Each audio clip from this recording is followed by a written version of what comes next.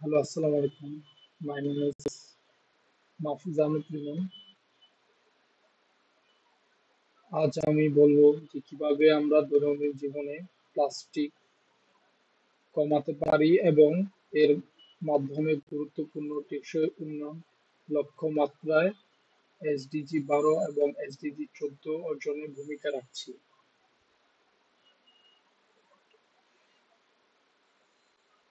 SDG 12 হচ্ছে responsible consumption and production.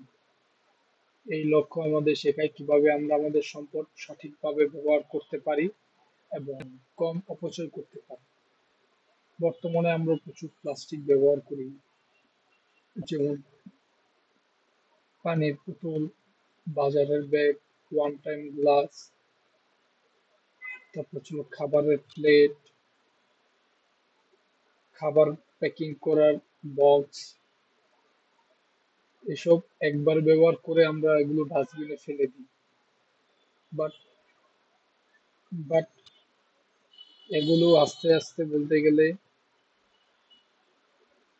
এগুলো আস্তে আস্তে আর কি বিভিন্ন জায়গায় জমা হচ্ছে।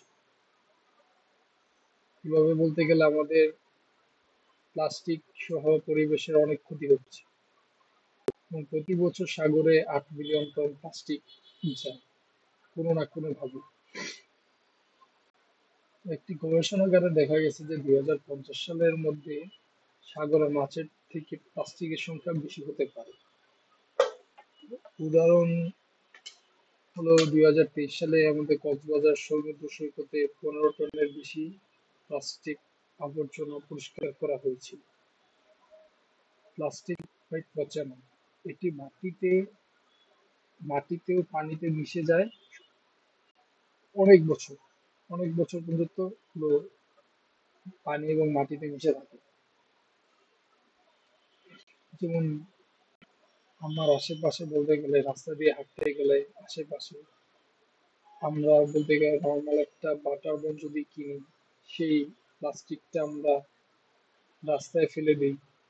সেই রাস্তা থেকে বলতে গেলে ট্রেনে যায়। আপনি দেখবেন যে আপনি রোড দিয়ে যখন চলাচল করবেন আশেপাশের ট্রেনে লক্ষ্য করবেন যে ড্রেনে প্লাস্টিক দিয়ে প্লাস্টিক প্লাস্টিক প্লাস্টিক দিয়ে বলতে গেলে ভরে আছে ড্রেনটা। বিভিন্ন জায়গায় রাস্তা দিয়ে হাঁটবেন, দেখবেন যে আশেপাশে প্লাস্টিক পড়ে আছে, ময়লা আবর্জনা মানুষ যেভাবে পারছে সেভাবে ফেলে রাখতেছে। তো এখন হচ্ছে হলো যে আমরা কিভাবে প্লাস্টিক কমানো কমিয়ে আমাদের জীবনে মানে আমি কিভাবে আমাদের জীবনে প্লাস্টিক কমাবো।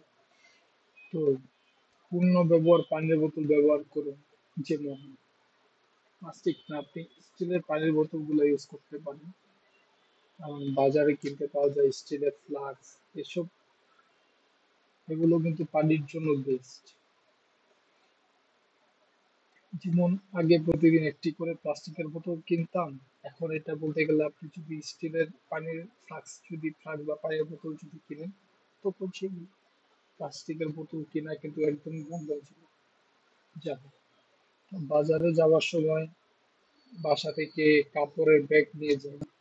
যেমন আগে যখন প্লাস্টিক ছিল না, প্লাস্টিকের ট্রলি ছিল না, তখন কিন্তু মানুষের বাজার করার সাথে ছিল কাপড়ের ব্যাগ।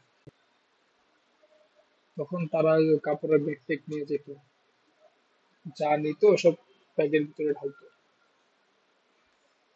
আপনার হচ্ছিল কাপড়ের ব্যাগ আর কি। তো এখন ওইটাই করতে পারি, যেটা আমাদের পলিথিনের ব্যবহার একদম কমে যায়। তারপর স্টিলের চামচ এবং স্ট্র আমরা সবসময় ক্যারি করি, স্কুল ভার্সিটি বা অফিসে নিয়ে যাই। নিয়ে গেলে বলতে গেলে আমি একটা প্লাস্টিকের চামচ নষ্ট করতাম, তখন সেটা আর হবে না। প্লাস্টিক মোড়কযুক্ত স্ন্যাক্স এবং খাবার আমরা অ্যাকচুয়ালি কম কিনি, এমনকি বাবা মাকে উৎসাহিত দেই যে কি কাজ না করতে। এবং এসডিজি 15 হচ্ছে হলো লাইফ বিলো দ্য ওয়াটার, পানির নিচের জীবন। এই লক্ষ্য আমাদের সমুদ্র, নদীর পানি এবং পরিবেশ রক্ষায় সাহায্য করতে বলে। যখন আমরা প্লাস্টিক কমাই তখন আমরা সরাসরি পানির নিচে প্রাণীদের জীবন রক্ষা করি। যেমন উদাহরণ, সমুদ্রের কচ্ছপ প্লাস্টিক খেয়ে মারা যায়। সম্প্রতি চট্টগ্রামে এমন একটি কচ্ছপ উদ্যান রয়েছে যার পেটে শুধু প্লাস্টিক ছিল, ছোট ছোট প্লাস্টিকের টুকরা ছিল বিভিন্ন রকম। বিকজ তারা হচ্ছিল আহ প্লাস্টিক, কচ্ছপ বা ছোট মাছ বা বড় মাছ যাই হোক, তারা এগুলো বলতে গেলে খাবার হিসেবে তারা খেয়ে ফেলে। তো তারা তো জানে না যে এই প্লাস্টিক গুলো তারা খেলে মারা যাবে। প্লাস্টিক শুধু প্রাণী নয়, মাছের মাধ্যমেও আমাদের শরীরে প্রবেশ করে। আমার অভিজ্ঞতা হচ্ছিল যে আমি এবং আমার বন্ধুরা বলতে গেলে আশেপাশে দেখি যে কিভাবে নদীতে বলতে গেলে মানুষ ময়লা আবর্জনা ফেলে।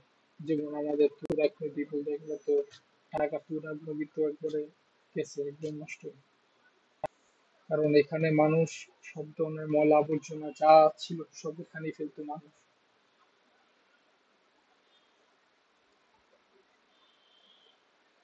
আমি যদি SDG 12 এবং SDG 14 রক্ষা করতে চাই তাহলে এই কাজগুলো আমাদের অবশ্যই করতে হবে।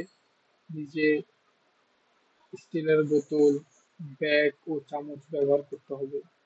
একবার ব্যবহারযোগ্য প্লাস্টিক এড়িয়ে চলতে হবে, যেমন one time glass, one time plate ইত্যাদি।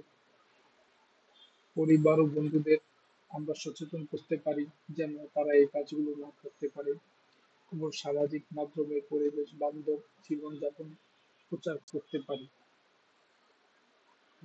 আমাদের ছোট ছোট কাজ, যেভাবে বোতল বদলানো, ব্যাগ ব্যবহার এবং প্লাস্টিক কম কেনা, শুধু আমার জন্য না পুরো পৃথিবীর জন্য ভালো।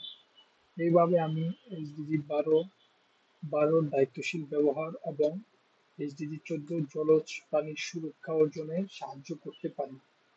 চলুন আমরা সবাই মিলে প্রতিদিন একটু একটু করে পরিবর্তন হন। ছোট কাজ, ছোট কাজ, বড় পরিবর্তন।